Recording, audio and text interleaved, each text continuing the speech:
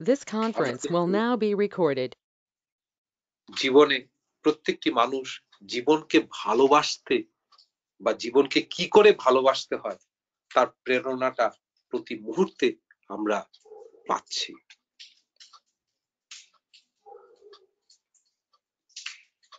পরম পূজ্যপাদ শ্রী শ্রী বাবাই দাদা সেই হুজুর মহারাজের কথা, जो इस दुनिया के मालिक आएंगे बाप बेटा होकर लीला करेंगे, এই ধারাটা আমরা তার মধ্যে দেখতে পাচ্ছি, পূজনীয় অবিন্দা পূজ্যপাদ শ্রী শ্রী বাবাই দাদার মধ্যে দেখতে পাচ্ছি। এই যে দর্শন প্রাণ জুড়িয়ে যায়, যে পৃথিবীর বুকে এরকম করে একটা মানব সভ্যতার কাছে পরম দয়ার একটি উপমা ছেড়ে গেলেন।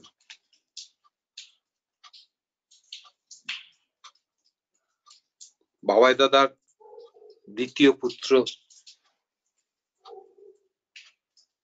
পূজনীয়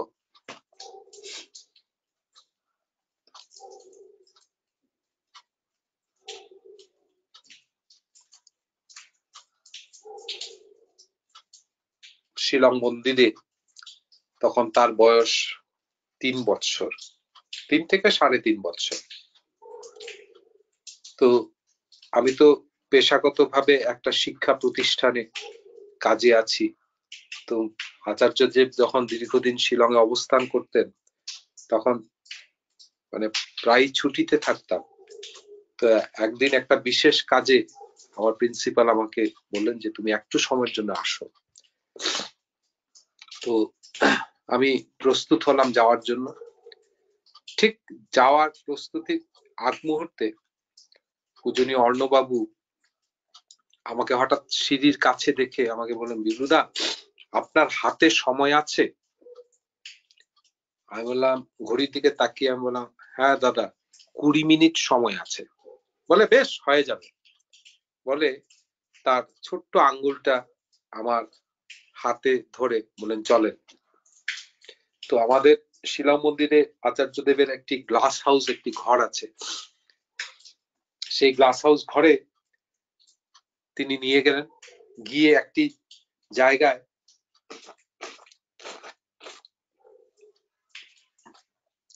বসে তারপরে একটা ইলেকট্রিক কেটলি গরম করে, জল গরম করে, দুটো কাপের মধ্যে নিজেই চা পাতি দিয়ে 2 কাপ লাল চা তৈরি করা হলো এবং একটা প্লাস্টিকের কাপের মধ্যে বিস্কিট আর ঝাল ডালমুট এগুলো সবকিছু নিয়ে আমাকে বললেন 1 চামচ 2 চামচ দিতে, বলছে কতটুক দেবো? আমি সে আর লাগবে না। তারপরে উনি নিজেরটা ভরে নিলেন, বললেন আমার কিন্তু এটা খুব ভালো লাগে, আমি একটু বেশি করে খাই। এবার ওই চা খেতে খেতে তিনি মুর্শিদাবাদের হাজারি দুয়ারের বাবাই দাদা নিয়ে গেছিলেন উনাদেরকে, সেই গল্পগুলো করছেন। করতে করতে চা খাওয়া শেষ হয়ে গেল। তারপরে বললেন এবার আমরা উঠতে পারি। বললেন এই জায়গাটাকে পরিষ্কার করতে হবে, ঠাকুর দাদা এখানে এসে বসেন। তো তো যাই হোক, জায়গাটাকে ঠিকঠাক করে ডাস্টবিনের মধ্যে সমস্ত জিনিস ফেলে আমি ঘড়ির দিকে তাকালাম, ঠিক 20 মিনিটের ভিতরে সমস্ত কার্যক্রম সমাপ্ত হলো। এবার তিনি বলছেন যে বিভ্রুদা এবার আপনি যেতে পারেন। আমি বললাম ঠিক আছে বাবা। আমি সিঁড়ি দিকে নামছি, তিনি উপর থেকে আমাকে বলছেন, বিভ্রুদা থ্যাংক ইউ। আমি তাকালাম, কোম্পানি দেওয়ার জন্য। আমি হতবাক হয়ে গেলাম যে এই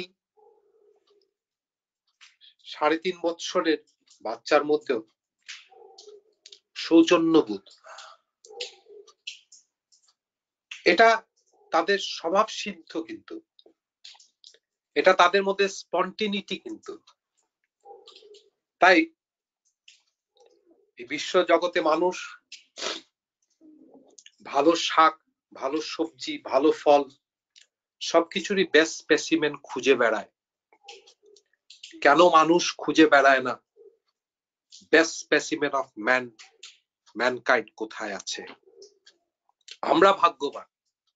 সেই বেস্ট স্পেসিমেন অফ ম্যানকাইন্ড যদি দেখতে চাও তাহলে চলে আসো সেই দেওঘরে, দেখো আচার্য এবং তার পরিবারকে। এটা মানে আমি লাখ কথা বলেও মানুষের হৃদয় ছুঁতে পারবো না, কিন্তু তাদের সেই জীবন চলনাকে দেখে মানুষের জীবনের পথ পরিবর্তন হয়ে চলছে, লক্ষ লক্ষ মানুষের। তাই এটা বলার অবকাশ থাকে না যে তার কথা বলে তাকে প্রতিষ্ঠা করব। তিনি স্বপ্রতিষ্ঠিত, তার আচরণের মধ্যে তিনি প্রতিষ্ঠিত। আমরা তাকে ওই কাছে না গেলে, বললেন না যে তারও মানুষের সঙ্গে যেটা সম্পর্ক থাকে সেটা ওই অন্তরঙ্গ আর বহুরঙ্গ সেটা চিরকাল থেকে যাবে। তার কারণ হচ্ছে যে অকপট তার কাছেই, সেই তার কাছে অন্তরঙ্গ। কপটতা নিয়ে তার সামনে গেলে পরে ওই বহিরঙ্গ সম্পর্ক থাকতে পারে, অন্তরঙ্গ সম্পর্ক হয় না। এটা যেমন করে আমার পারিবারিক লেভেলে, ঠিক তদ্রুপ তার কাছে ওই একই। তাই আমার একটি ঘটনা বলছি যে তাকে আমরা কেন অনুসরণ করি। জগতের প্রত্যেকটি মানুষ সেই মানুষটির কাছে কেন যাওয়ার প্রয়োজনীয়তা, কেন তাকে ভালোবাসার দরকার, তার কারণ হচ্ছে সক্রেটিসের একটি কথা আছে, those who knows not that he knows not is a fool। যে জানে না যে সে কিছুই জানে না সে একটা বোকা। অ্যাভয়েড হিম, তাকে বাদ দাও। those who knows that he knows not, যে অন্তত এতটুকু জানে যে সে কিছু জানে না, is a friend for accompany him, তুমি তার সঙ্গী হও। those who knows not that he knows, যিনি জানেন না যে তিনি জানেন, is a saint, follow him, তাকে অনুসরণ করো। আর those who knows that he knows is God, worship him। আর যিনি জানেন যে তিনি জানেন তিনি ভগবান, তাই তাকে পুজো করতে হয়। দেওঘর ঠাকুরবাড়িতে দুর্গাপূজা উৎসব হয়। একবার দুর্গাপূজা উৎসবের সময় এক মুসলমান ভদ্রলোক সে দুর্গাপূজা নিয়ে তার একটা আপত্তিজনক ব্যাপার ছিল। বিভিন্ন স্তরে ছেলেদেরকে উত্তপ্ত করছে যেখানে পুজো করাটা ঠিক না, এই তো ছেলেরা সবাই বাবাইদাকে বলছে, বাবাইদা তাদেরকে বিভিন্ন ভাবে বুঝাচ্ছেন যে সেই লোকটাকে কিভাবে ট্যাকেল করতে হয়। যাই এসব বলে টলে যখন ঠিক কাঠের মানে সিঁড়ি দিয়ে যখন তার কাঠের ঘরে ঢুকেন, আমরা সবাই তলায় দাঁড়িয়ে আছি, তিনি তখন বলছেন যে इस दुनिया में ऐसा कोई बंदा है क्या जो हमसे ज्यादा कुरान पढ़ा है। বলে মুচকি হেসে কাঠের ঘরে ঢুকে গেলেন। তিনি তো জীবন্ত কুরআনের তিনি প্রতিমূর্তি। কিছু সংখ্যক লোক তার কাছে গেছে মন্দির বিহার উৎসব এগুলো আশীর্বাদ বা কিভাবে করবে সে কিছু জানার জন্য। সবকিছু যখন মিটিংটা শেষ হয়, সেই দলটি যিনি নেতৃত্ব করছিলেন তিনি হাত জোর করে বললেন, দাদা আপনি পাশে থাকলে আপনার সহযোগিতায় আমাদের এই কাজটা এই আশীর্বাদটা সুসম্পূর্ণ হয়ে উঠবে, তাই প্রার্থনা করি আপনি দয়া করে আমাদের সাথে থেকে আমাদেরকে এই কাজটাতে সিদ্ধি এনে দেন। তখন বাবাইদা বললেন, শুনেন ঠাকুরের হয়ে উঠেন, ঠাকুরের প্রতি নিষ্ঠা রাখেন। আমি ঠিক খুঁজে বের করে নেব কখন আপনাদের সঙ্গে আমার যোগাযোগ করতে হবে। মানে তিনি এমন একজন মাস্টার যে ওই ইউনিসেন্ট্রিক, ওই আদর্শের প্রতি যদি মানুষের যদি অচ্যুত নিষ্ঠা, তার প্রতি ভালোবাসা, তার জন্য কর্ম যদি একটি মানুষের যদি করা থাকে, তিনি নিজে বলেন আমি খোঁজ করে আপনাদের সঙ্গে কখন যোগাযোগ করতে লাগে আমি করে নেব, আপনাকে বলতে হবে না। তো ব্যাপারটা হচ্ছে যে মানে ওই আমি আমাকেই বলছি, যে তার কাছে আমি গিয়ে সে আত্মপরিচয় দেওয়ার দরকার নেই, যে আমি এই করেছি সেই করেছি, সবকিছুই তার কাছে ধরা পড়ে। দেওঘরে দুর্গাপূজা উৎসব, আমার জীবনে একটি ঘটনা বলছি। দুর্গাপূজা উৎসবে গেছি, তিনি প্রতিদিন সকালবেলা যে জায়গায় বসেন, হাজার হাজার মানুষের জীবনের সমস্যার কথা শুনেন এবং সমাধান দেন। তো একদিন ওই দশমী দিন বিশাল অনেক লোক হয়ে গেছে, তো সকাল 5:30 থেকে তার সেই নিবেদন চলছে, চলতে চলতে প্রায় সকাল 9টা বেজে গেল। তারপরে তিনি যখন উঠলেন তখন আচার্যদেব শ্রী দাদা ওই শিশু কাননের কাছে বাবাইদার জন্য একটা ঘর করেছেন। তো তিনি ওই ঘরের দিকে যাচ্ছেন এক কাপ চা খাওয়ার জন্য। সেই সকাল থেকে কিন্তু আর কিছু খাওয়া হয়নি। তো ঠিক যাওয়ার সময় হঠাৎ আমার দিকে তাকে বলেন, ওই ঘরটা দেখেছো? আমি বললাম আগে না। বলে চলো। দয়া করে ওই ঘরে তিনি নিয়ে গেলেন। তিনি একটা জায়গায় বসে তার চা দেওয়া হলো, তিনি চা খাচ্ছেন। আমাদেরই শিলংয়ের একটি ছেলে এখন দেওঘরে থাকে, সৎসঙ্গ হাসপাতালে মেডিসিনের চার্জে আছে, বিভু রঞ্জন রায়। তো সেই বিভু ভাই ওই রুমে ছিল, তো হাতের মধ্যে বিভুর একটা প্লাস্টিকের প্যাকেট ছিল। বাবাই দাদা ওর দিকে তাকালেন, বলে ওই ওটাতে কি রে? ওরা বলছে যে আগে দেওঘর বাজারে গেছিলাম, বাজারে গিয়ে একটি বেডশিট দেখে খুব পছন্দ হয়েছে, তাই আপনার জন্য নিয়ে আসছি। বলে প্যাকেট থেকে বেডশিটটা বের করলো। বাবাইদা চা খেতে খেতে বেডশিটের দিকে তাকালেন আর হাসতে হাসতে বললেন, বেডের খবর নাই, বেডশিট দিয়ে হবেটা কি? বলে যা যা বৌদির কাছে দিয়ে আয়গা। তো বিভু হাসতে হাসতে আবার প্যাকেটটা, কাপড়টা, বেডশিটটা প্যাকেটে ঢুকিয়ে নিল। কিন্তু জানি না, আমার কিন্তু ভীষণ স্ট্রাইক করলো এই শব্দটা, যে বেডের খবর নাই, বেডশিট দিয়ে কি হবে? আমি ভাবলাম যে দাদা এই কথাটা কেন বললেন? কিন্তু আমি আমার জীবনে অনেক ঘটনা এরকম ঘটেছে যে মনে যখনই কোনো একটা প্রশ্ন এসেছে, তিনি কিন্তু তৎক্ষণাৎ সেই প্রশ্নের মীমাংসা করে দেন। যেমনটি করে ঠাকুরের কাছে অগণিত মানুষ প্রশ্ন নিয়ে যেত, প্রশ্ন বলার আগেই ঠাকুর তার সমস্যা কাউকে না কাউকে সেই সমাধানটা করে দিতেন। এটা একই রূপে একই ধারায় আচার্যদের, পূজ্যপাদ শ্রী দাদা, শ্রী বাবাই দাদা, তাদের জীবনে এটা উদ্ঘাটিত হচ্ছে। ঠিক পরের দিন, আমি তো ভুলে গেছি, আমরা তো কাল কি খেয়েছি তাও তো আমাদের মনে থাকে না, তাই না? আমাদের স্মৃতিবাহী চেতনা, ওই যে নিরন্তর স্মৃতি চিরজ্যোতি সুস্থনি করি, কিন্তু ওটাকে জাগ্রত করার জন্য যে ওই অভ্যাসে বাড়ে চরিত্র, ওই জন্য ওটাই আমার জীবনে খুব প্রয়োজন, ওই বাণীটা ছিল। যাই হোক, পরদিন সকালবেলা শ্রী বাবাই দাদা আবার যথারীতি প্রার্থনা সেরে আচার্যদেব শ্রী দাদাকে প্রণাম শেষ করে যখন তিনি এসে তার জায়গায় বসলেন, প্রথম সারিতে আমি প্রণাম করলাম।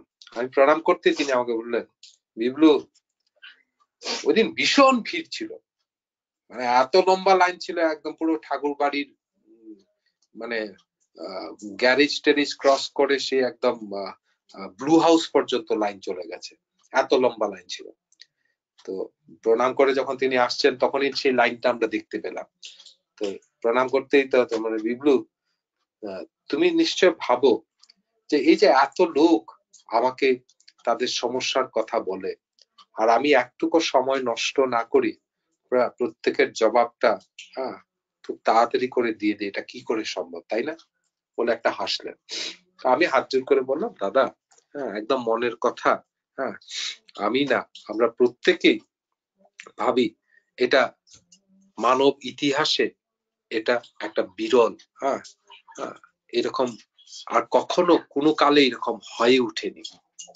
তখন তিনি বললেন, শোনো, এরা যে সমস্যা নিয়ে আমার কাছে আসে, কথাটা ভালো করে শুনবেন, এরা যে সমস্যাটা আমার কাছে নিয়ে আসে, তাদের সমস্যার সমাধান আমাকে 6 মাস আগে করে নিতে হয়।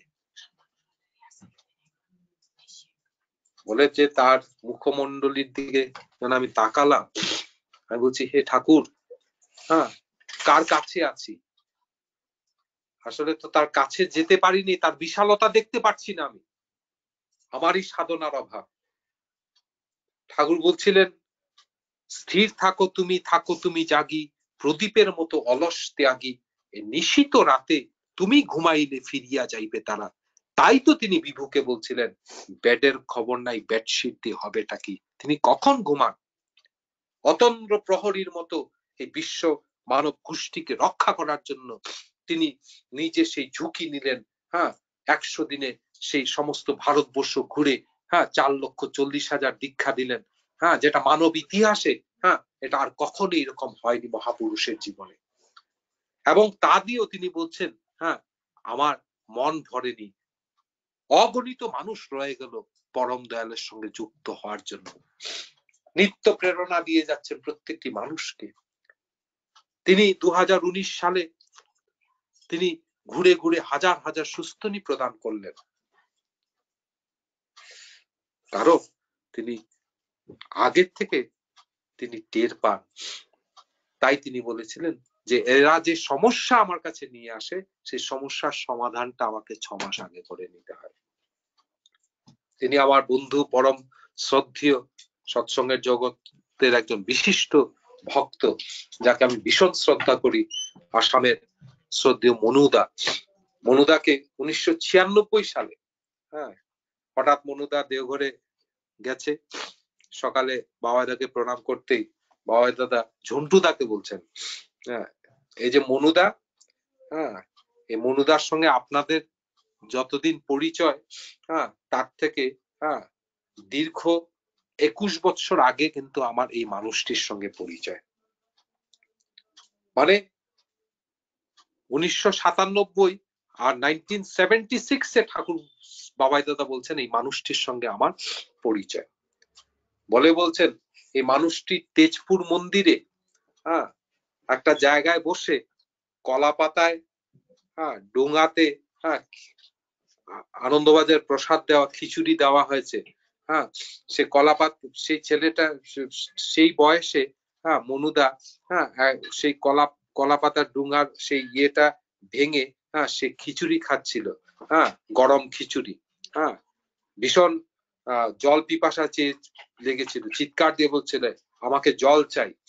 সেই দিন আমি দেখলাম এই লোকটা, এই ব্যতিক্রমী লোকটাকে আমাকে ধরতে হবে। মনুদা মাথা খারাপ হয়ে গেল যে 21 বছর আগে সে ঘটনাটাকে মনে করছে যে কখন সেটা হয়েছে। তারপর সে বাড়ি চলে আসলো, বাড়ি চলে আসে যে জায়গাতে বসে সে আনন্দবাজার প্রসাদ গ্রহণ করেছিল 1976 সালে, সেখানে বসে সে তার স্মৃতিকে ঘুরিয়ে ঘুরিয়ে নিয়ে যাচ্ছে যে কখন তিনি আমাকে দেখলেন, কত কাছের থেকে তিনি আমাকে দেখেছিলেন। তারপরে এটাই তার ধ্যান হয়ে উঠলো, কোনোভাবে আর ধরা পড়ছে না যে মালিক কখন এই ব্যতিক্রমী চরিত্রটাকে ধরবে বলে তিনি সংকল্প করেছেন। আমার খুব জানার ইচ্ছা।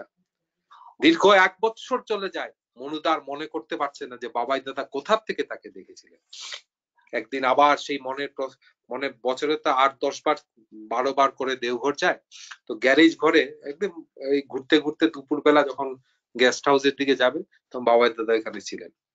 তো হঠাৎ গ্যারেজ ঘরের কাছে বাবাই দাদা আরো কিছু লোক ছিল, আবার বাবাই দাদা সেই ঘটনাটা বলছেন যে এই লোকটাকে আপনাদের পরিচিতি অনেক বছর আগে এই লোকটাকে আমি চিনি, বলে আবার ওই ঘটনাটা বলছেন।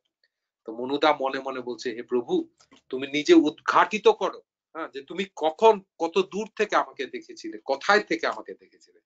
তখন বাবাই দাদা, হ্যাঁ, ঠিক বসে উবু হয়ে ঠিক হাতের মুষ্টিটা ঠিক ঘাড়ের পেছন দিকে, মাথার পেছন দিকে নিয়ে গেলেন।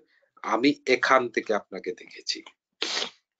আপনার গলায় তখন একটি আকফা ক্লিক 3 একটি ক্যামেরা ছিল। মনুদার মাথা খারাপ হয়ে গেল যে হে ভগবান, তুমি এত কাছের থেকে আমাকে দেখেছো, কিন্তু আমার নিষ্ঠা, আমার তোমার প্রতি বিশ্বাস, আমার তোমার প্রতি ভালোবাসা, সাধনা নেই বলে আমি তার টের পাইনি। এইরকম করে প্রত্যেকটি মানুষের জীবনে তিনি, বললাম, অকপটের কাছে তিনি নিজের রূপটা দেখান।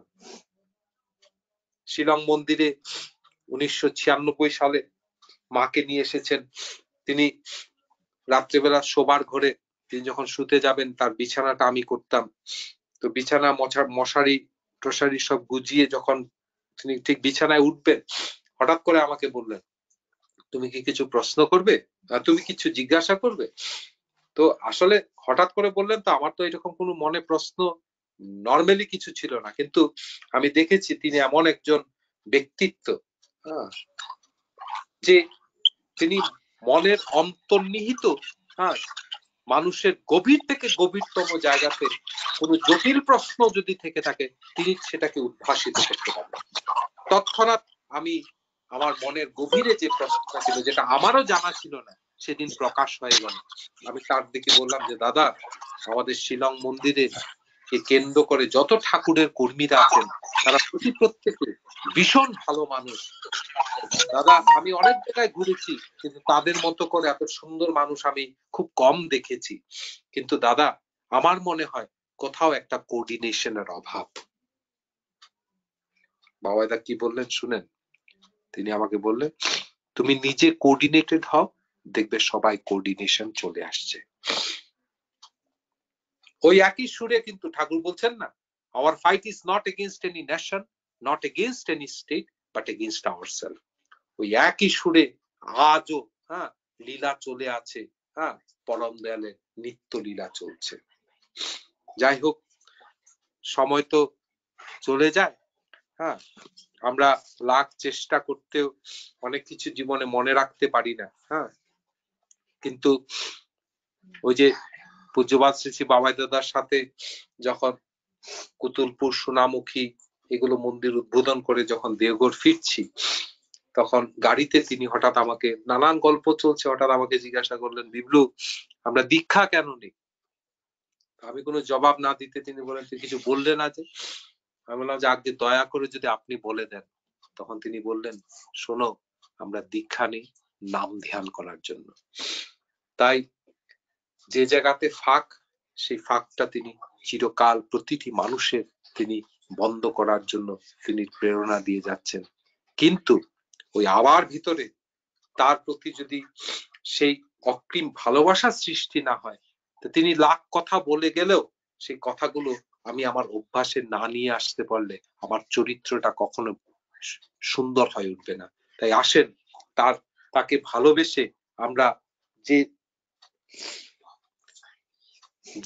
যেরকম মানুষ আমাদেরকে দেখলে তার প্রাণ জুড়ায় যায়, তেমন তো আমরা হয়ে ওঠার চেষ্টা করি। ধর্ম বিষয়টা ভাবার বিষয় না, বলার বিষয় না, এটা হচ্ছে করার বিষয়। এইটুকু বলে সকলের একান্ত মঙ্গল প্রার্থনা জানিয়ে আমি আমার বক্তব্য এখানেই রাখছি আজকের মতো করে। আবার যদি কখনো সুযোগ হয়, আবার আপনাদের সঙ্গে যুক্ত হব, আপনাদের কাছ থেকেও শুনবো। সমস্ত ভক্তজনের কাছে আমার সশ্রদ্ধ আনন্দিত জয়গুরু জানাই। বন্দে পুরুষোত্তম। জয়গুরু বিশ্বজিৎ দা, আমরা অত্যন্ত সুন্দর বক্তব্য শুনলাম, আমাদের মন প্রাণ ভরে গেল। কিছু বাস্তব কথা আমরা জানলাম, অনেক কথা আমরা জেনেছিলাম না, আপনার কাছে জানলাম।